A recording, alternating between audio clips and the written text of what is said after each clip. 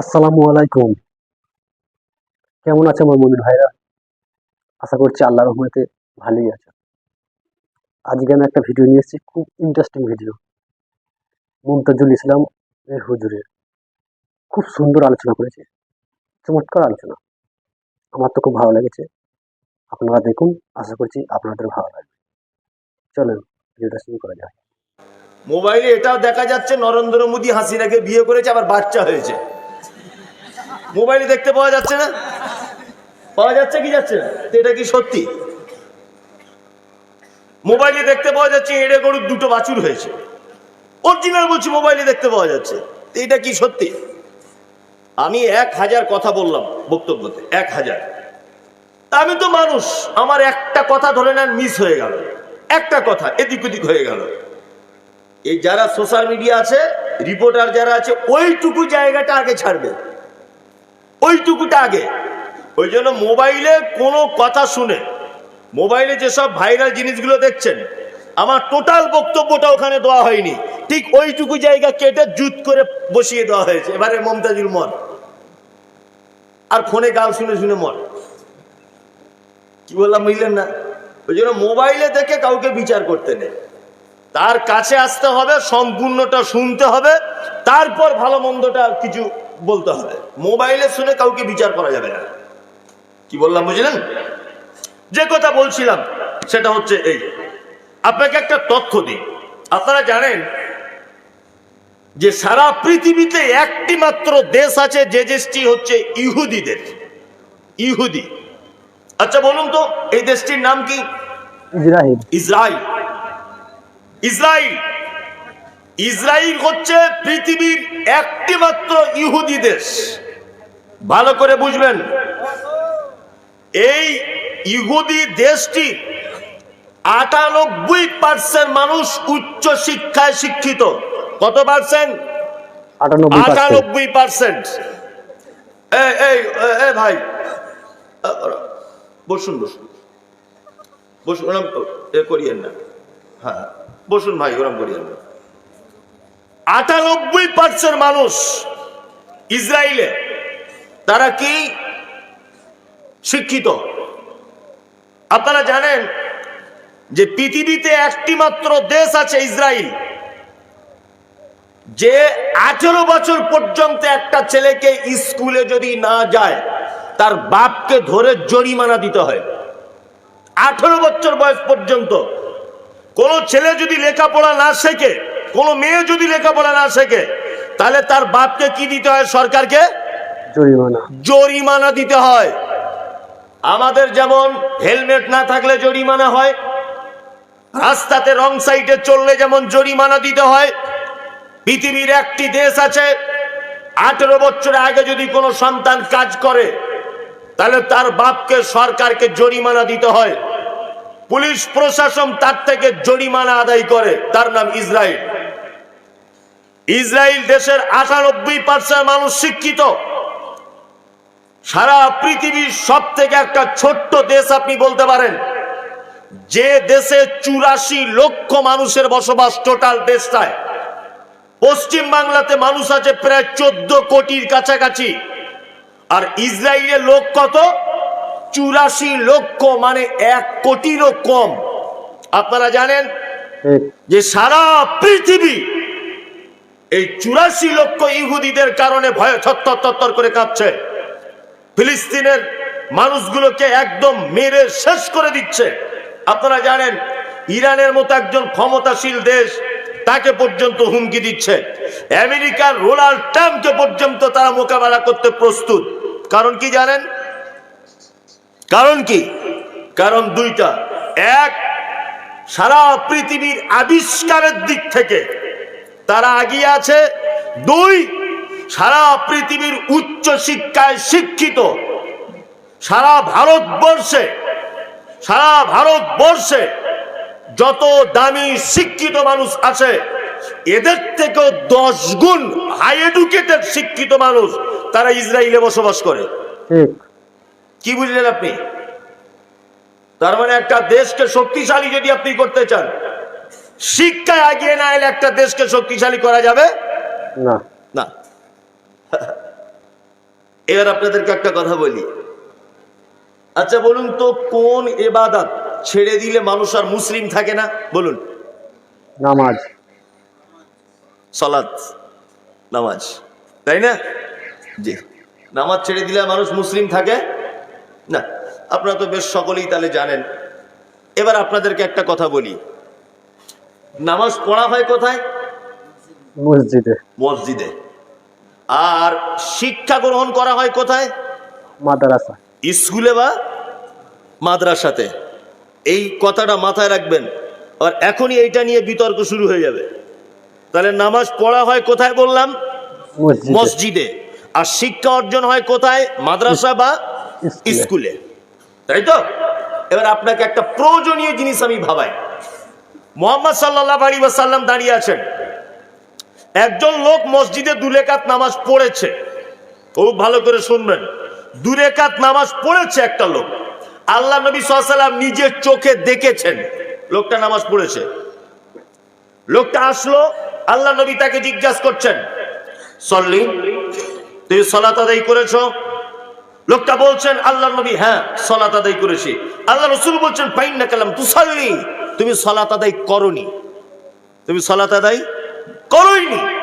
অথচ আল্লাহ নবী সাল্লাল্লাহু আলাইহি ওয়াসাল্লাম নিজের চামড়ার চোখ দিয়ে দেখলেন লোকটা নামাজ পড়েছে। আল্লাহ নবী লোকটাকে জিজ্ঞাসা করার পরে কি বললেন? তুমি নামাজ পড়োনি। লোকটা আবার গেল, আবার গিয়ে 2 রাকাত নামাজ পড়েছে। আল্লাহ নবী সাল্লাল্লাহু আলাইহি ওয়াসাল্লাম বলছেন, তুমি নামাজ পড়েছো? লোকটা বলছে, পড়েছি। আল্লাহ নবী বলছে, তুমি নামাজ পড়োইনি। যদি আল্লাহ নবী বলতেন তুমি পড়েছো, মোটামুটি হয়েছে, তাহলে বোঝা যেত যে আল্লাহ নবী দেখেছেন। কিন্তু আল্লাহ নবী দেখার পরেও অস্বীকার করে দিচ্ছেন এবং কেটে দিয়ে বলছেন তুমি নামাজ পড়োইনি। তার মানে এটা সাল্লু কামা রাআইতুমুনি উসাল্লি, তোমরা সালাত ওইভাবে আদায় করো যেভাবে আমাকে পড়তে দেখেছো। তার মানে মুহাম্মদ সাল্লাল্লাহু আলাইহি ওয়াসাল্লাম লোকটার সালাতকে অস্বীকার করে দিলেন এই কারণে যে ওই লোকটার সালাত, ওই লোকটার নামাজ আল্লাহ নবী সাল্লাল্লাহু আলাইহি ওয়াসাল্লামের মতো করে হয়নি। তাই আল্লাহ নবী সাল্লাল্লাহু আলাইহি ওয়াসাল্লাম একেবারে বাতিল করে দিচ্ছেন তার নামাজকে। তার মানে বলুন, মসজিদে নামাজ পড়তে যাওয়ার আগে নামাজের পদ্ধতি, নামাজের নিয়ম কানুন, এই শিক্ষাটা আগে অর্জন করার দরকার আছে না নেই? আছে, আছে, আছে। তার মানে বুঝতে পারা যাচ্ছে মসজিদে নামাজ পড়তে যাওয়ার আগে যেতে হবে কোথায়? শিক্ষা প্রতিষ্ঠানে নামাজের পদ্ধতি সম্পর্কে জানতে হবে। কি বললাম কিছু বুঝতে পারছেন তো? শিক্ষার ব্যাপারে কোনো কম্পিটিশন নাই, কোনো কম্পিটিশন নাই। অথচ আমাদের, আল্লাহু আকবার, আপনারা কবে বুঝবেন? আমার দিকে ফিরুন। আমি একজন ভালো রাঁধুনি, এলাকাতে আমার খুব নাম, মুমতাজুল ইসলাম বিখ্যাত রাঁধুনি। তা আপনার বেটির বিয়েতে আমি রান্না করতে গেলাম। তা আপনি তখন আমাকে বলছেন আপনার নাম ডাক তো খুব বেশি রান্নায়, তা ভাই তেল, আদা, রসুন আর পেঁয়াজ ছাড়া একটু রান্না করুন তো, কেমন টেস্ট হয় দেখি। আচ্ছা, আমি যত দামি রাঁধুনি হই, পেঁয়াজ, তেল, আদা, রসুন ছাড়া আমার রান্নার স্বাদ জীবনে হবে না? হবে? তুমি সব মশলা দিবে তবেই তো আমি ভালো রাঁধুনি। হ্যাঁ, আমরা বলছি লোকটা নামাজি। কে বলেছে নামাজি? কে বললো নামাজি? ও সূরা ফাতিহা জানে না, ও এখনো পর্যন্ত রুকুর দোয়া জানে না, ও এখনো পর্যন্ত বায়াত বাণী জানে না, ও এখনো তাশাহুদে বসে থাকার দোয়া জানে না, ও এখনো পর্যন্ত রুকুর দোয়া জানে না, ও এখনো পর্যন্ত সূরা ফাতিহা সঠিক করে বলতে পারে না। ও কেমন নামাজি?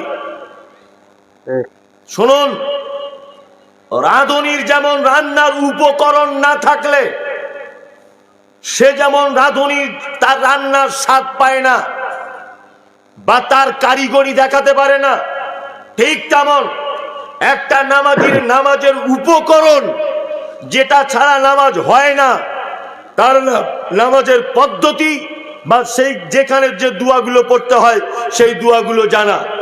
যেমন মশলা ছাড়া একটা রান্নার প্রকৃত স্বাদ আসে না, দোয়া ছাড়া, পদ্ধতি ছাড়া, ঠিক তেমন নামাজের পরিপূর্ণ স্বাদ পাওয়া যায় না। না।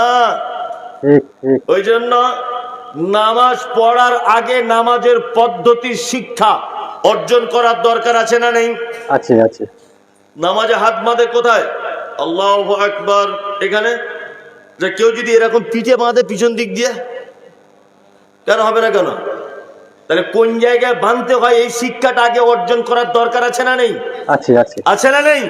আছে। আচ্ছা, তাহলে মুসলিম জাতির সর্বপ্রথম যেটা দরকার শিক্ষায় এগিয়ে আসা। শিক্ষায় আজকে দেখুন সারা পৃথিবী জুড়ে মসজিদের কম্পিটিশন। ওদের গ্রামে 4টে মসজিদ, 12টে এসি লাগানো, ওদের 4টে মানে বিশাল বড় বড় মিনার, আমাদের 12টা মিনার করতে হবে।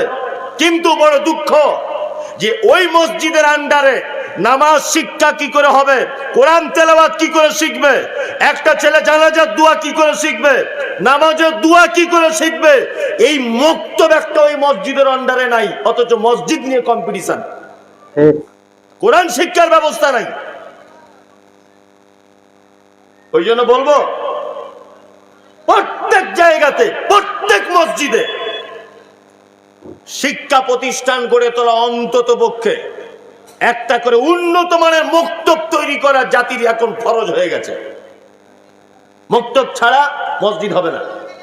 আগে মক্তব তৈরি করুন, আগে নামাজের পদ্ধতি শিখুন, তারপরে মসজিদে ঢুকবেন। আগে মসজিদে ঢোকার পদ্ধতি জানুন, কোনটা প্রয়োজন কোনটা অপ্রয়োজন এটা জানতে হবে না। হুস মোটা করে যা কিছু করে দিলাম তা নয়। আপনাকে আমি এটা অনেক দিন থেকে বলতে চাইছি, শিক্ষার ব্যাপারে জাতিকে আগিয়ে আনা হোক, আগিয়ে আনা হোক। আপনি বুঝতে চাইছেন না শিক্ষার গুরুত্ব কতটা? এই বলুন তো, বাড়িতে কুকুর পোষা যায় কি যায় না বলুন? যায়? যায় না তো? আল্লাহ নবী কি বলেছেন? আল্লাহ নবী সাল্লাল্লাহু আলাইহি ওয়াসাল্লাম তিনি বলেছেন যে কেউ যদি বাড়িতে কুকুর যদি ইচ্ছাকৃতভাবে লালন পালন করে, কুকুর ইচ্ছাকৃতভাবে, তাহলে প্রত্যেক দিন তার আমল নামা থেকে 2টো উহুদ পাহাড়ের সমান নেকি মাইনাস করে দেওয়া হবে। ইচ্ছা করে যদি কেউ বাড়িতে কুকুর রাখে তাহলে প্রত্যেক দিন তার আমল নামা থেকে কি করা হবে? নেকি মাইনাস করে দেওয়া হবে। মনোযোগ দিয়ে শুনবেন। তার মানে কুকুর বাড়িতে রাখা চলবে না না। এইবার আল্লাহ নবী সাল্লাল্লাহু আলাইহি ওয়াসাল্লামের আর একটা কথা শুনুন। আল্লাহ নবী বলছেন যে কুকুর ঘরের মুরগিটা বুঝে আর পরের মুরগিটা বুঝে, অর্থাৎ একটা কুকুর ঘরের মুরগি দেখলে ধরতে যায় না, কিন্তু ফটিকের মায়ের মুরগি দেখলে ধরতে যায়। বুঝবেন ভালো করে। যে কুকুর মমতাজুল ইসলামের বেটাকে দেখলে কামড়াতে যায় না, শফিকুলের বেটা যদি মমতাজুলের বাড়িতে ঢোকে তাহলে ওর গায়ের উপর উঠে তেড়ে কামড়াতে যায়। এক কথাতে বোঝা যায় যে কুকুরকে তার মালিক শিক্ষা দিয়েছে এটা আমাদের মুরগি, যে কুকুর তার মালিক শিক্ষা দিয়েছে এটা আমাদের ছাগল কামড়াবি না, যে মালিক তার কুকুরকে শিক্ষা দিয়েছে এটা আমার বেটা কামড়াবি না, যে কুকুর মালিকের বেটাকে চেনে, যে কুকুর মালিকের ছাগল চেনে, যে কুকুর মালিকের সম্পদ বুঝে, যে কুকুর মালিকের বাড়িতে অন্য কেউ এলে ডাকে, আল্লাহ নবী সাল্লাল্লাহু আলাইহি ওয়াসাল্লাম বলছেন এই শিক্ষিত কুকুর তোমরা বাড়িতে পুষতে পারো, কোনো সমস্যা নাই। তোমার ছাগলের খামার, তোমার গরুর খামার, তোমার চৌকি দেওয়ার জন্য কুকুরকে তুমি কাজে লাগাতে পারো। আল্লাহ নবী বলছেন তোমার আমের বাগান, তোমার জমির ধানের ফসল, এই সমস্ত জিনিস চৌকি দেওয়ার জন্য তুমি বাড়িতে কুকুর পুষতে পারো, যে কুকুরকে তুমি ট্রেনিং দিয়েছো, শিক্ষা দিয়েছো। তার মানে মুহাম্মদ সাল্লাল্লাহু আলাইহি ওয়াসাল্লাম মানুষ তো দূরের কথা, শিক্ষিত কুকুরকে পর্যন্ত সম্মানের চেয়ার দিয়েছেন। শিক্ষিত কুকুরকে পর্যন্ত সম্মানের চেয়ার দিয়েছেন আল্লাহ নবী সাল্লাল্লাহু আলাইহি ওয়াসাল্লাম। কি বুঝলেন আপনি? হ্যাঁ, কে তোমাকে যুক্তি দিল? কে তোমাকে যুক্তি দিল যে 4টে এসি লাগাতে হবে মসজিদে? কে তোমাকে বলল 12 লাখ টাকা দিয়ে মার্বেল পাথর লাগাতে হবে? আমি বলতে চাইছি মসজিদে নামাজ পড়তে যাওয়ার আগে নামাজের যে পদ্ধতি, নামাজের যে দোয়া দরুদ, এই শিক্ষা অর্জন করে তবে মসজিদে ঢুকুন আপনি। আর এই শিক্ষা অর্জন করতে গেলে ভালো একটা মক্তব, ভালো একটা শিক্ষা প্রতিষ্ঠান দরকার। বিনীত অনুরোধ, মক্তব ছাড়া কোনো মসজিদ চলবে না, কোনো মসজিদ চলবে না। আপনার লজ্জা করে না? আপনার লজ্জা থাকা তো দরকার। ABCDEFG একটা ছেলে এই প্রাইভেট পড়ে মাসে 500 টাকা দিতে হয়, 500 টাকা। আর আপনার ছেলে মক্তবে কোরআন তেলাওয়াত করতে যায়, আপনি মাসে 100 টাকা দিতে পারেন না কেন? কেন দিতে পারেন না আপনি? দুনিয়াবী স্বার্থের জন্য আপনি 500 টাকা দেন। ছেলে মেয়েরা সকাল হলে বলছে টিউশনি পড়তে যায়, ও কি মাইকেল মধুসূদন দত্ত হবে? টিউশনিটা বিকালে পড়তে যেতে পারে না, 12টায় যেতে পারে না। একটা কথা বলে দিই, শুনে রেখে দেন। মূলা বুঝেন? মূলা, মূলা সবজি, মূলো বড় বড়, কি বলে আপনাদের? মূলা বলে তো। সকালবেলা তো আপনি মূলা খেয়ে নিলেন, মূলা। দুপুরবেলা বিরিয়ানি খেলেন, রাতের বেলা Chennai king, super king hotel থেকে পায়া আর মোটামুটি নান রুটি খেয়ে নিলেন। আচ্ছা বলুন তো, রাত 12টা পর্যন্ত ঢেকুর উঠবে কিসের? কেন? এত দামি বিরিয়ানি দিয়ে মূলা আটকানো গেল না? এত গরুর হাড্ডি দিয়ে মূলা আটকানো গেল না? গেল না। তার মানে ফার্স্ট মর্নিং এ যদি আপনি মূলা খান, ওর বৈশিষ্ট্য হচ্ছে সারাদিন ও আপনাকে বলবে আমি ভিতরে আছি, তুই যতই বিরিয়ানি লাগাস আমাকে পারবি না। আপনার ছেলে যদি ফার্স্ট মর্নিং এ সকালবেলা ঘুম থেকে উঠে যদি মক্তবে কোরআন তেলাওয়াত করে, তাহলে ভাববেন সারাদিন শয়তান ওর পিছনে আর লাগবে না। আর সারাদিন এই কোরআনের ব্যাটারি চার্জ সারাদিন ও চলবে। ওর দ্বারা তার খারাপ কাজ করতে গেলে একবার ভেবে করতে হবে, বাচ্চা ছেলে হলেও। ওই জন্য বলছি, ফার্স্ট সকালই আপনার ছেলের যে প্রাইভেট আছে ওটা কাল থেকে ক্যান্সেল করে দেন। যে প্রাইভেট কাল থেকে আমার ছেলে যাবে না, ওই প্রাইভেটটাই দুপুর বেলাতে দেন, বিকেল বেলাতে দেন। সকালবেলা আপনার বেটার কাজ হচ্ছে বেরাস করি আগে মক্তবে চলে যাও, আগে গিয়ে 20 মিনিট কোরআন পড়ে এসো। তারপর মানুষের তো একটা লজ্জা শরমও থাকে। মানে মারা গেল বেটা ইঞ্জিনিয়ার, মাথায় রুমাল বেঁধে এরকম করে বসে আছে, হুজুর একটু আমার বাপের জন্য দোয়া করে দেন। ঘোড়ার ডিম হবে ও তোমার বাপের জন্য দোয়া করলে? কিছুই হবে না। কে বলেছে ও তোমার বাপের জন্য দোয়া করবে? তোমার বাপের মাছ, পুকুরের মাছ খাবে তুমি, তার আম বাগানের আম বিক্রি করবে তুমি, তার জমির ধান বিক্রি করবে তুমি, আর ইমাম সাহেব তোমার বাপের জন্য দোয়া করবে, তোমার বাপ স্বর্গে চলে যাবে? কে সব যুক্তি দিল? কে যুক্তি দিলে সব? অন্তত পক্ষে আপনার বেটাকে মক্তবে পাঠান, যে তোকে মৌলভী সাহেব হতে হবে না, বাপ জানাজা দুয়াটা শেখ, আমি মরে গেলে রব্বির হামহুমা কামা রব্বাইয়ানি সাগীরা, এই দুয়াটা যদি বলতে পারিস একটু, এটা শেখ। এ কেমন বাপ আপনারা? কেমন বাপ? শুনুন, আসলে আমি ঠোঁট কাটা লোক তো, মানে বাচ্চারা জন্মের পরে বলছে মধু দেয় গায়ে মায়েরা, বলছে মিষ্টি যাতে কথা হয়। আমার মা মনে হয় মধু তখন ছিল না, দেয়নি। ওই জন্য আমার কথা খুব মিষ্টি নয়। তবে যে কথাগুলো বলছি আপনি মুসলমান হিসাবে বুকে হাত দিয়ে বলুন যে আমি কথা একটাও খারাপ বলছি না, ঠিক বলছি না, ভুল বলছি, বলুন। সকালে কোরআনটা যদি বাচ্চাকে একটুখানি পড়ান, আমি বলছি ও মৌলভী সাহেব হতে হবে না, কিচ্ছু নয়। আচ্ছা আপনাকে একটা আফসোসের কথা বলি, আফসোসের কথা।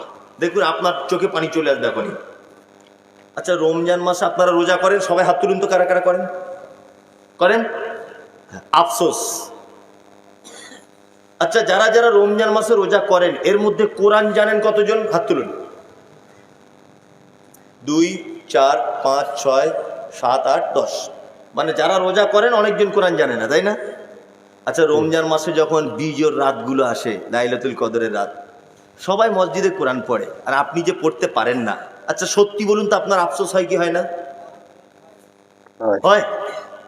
আফসোস হয় না? ইস না, যদি আমি কোরআনটা পড়তে পারতাম, 2 পৃষ্ঠা পড়তাম এদিক ওদিক করে চশমা টশমা লাগিয়ে। আফসোস হয় কি হয় না? তা আপনি যে আফসোসটা পাচ্ছেন ওটা আপনার ছেলেকেও করাবেন? আপনি বাপ হয়ে এত বড় চিটারি করতে পারবেন? এত বড় চিটার আপনি হতে পারবেন আপনার বেটার জন্য? আপনি নিজে তো রমজান মাসে কোরআন তেলাওয়াত করতে পারেন না, আফসোস হয়, হয় না? হয়। তা আপনি আপনার বেটাকে এই জায়গা থেকে দূরে রাখবেন? ওই জন্য বলছি আপনার বেটাকে একটুখানি বক্তব্যে পাঠান, দয়া করে একটুখানি বক্তব্যে পাঠান। ইনশাল্লাহ পাঠাবো, ইনশাআল্লাহ। ইনশাল্লাহ বলুন। তোমার তো বিয়ে হয়নি, তুমি হাত তুলছো কেন?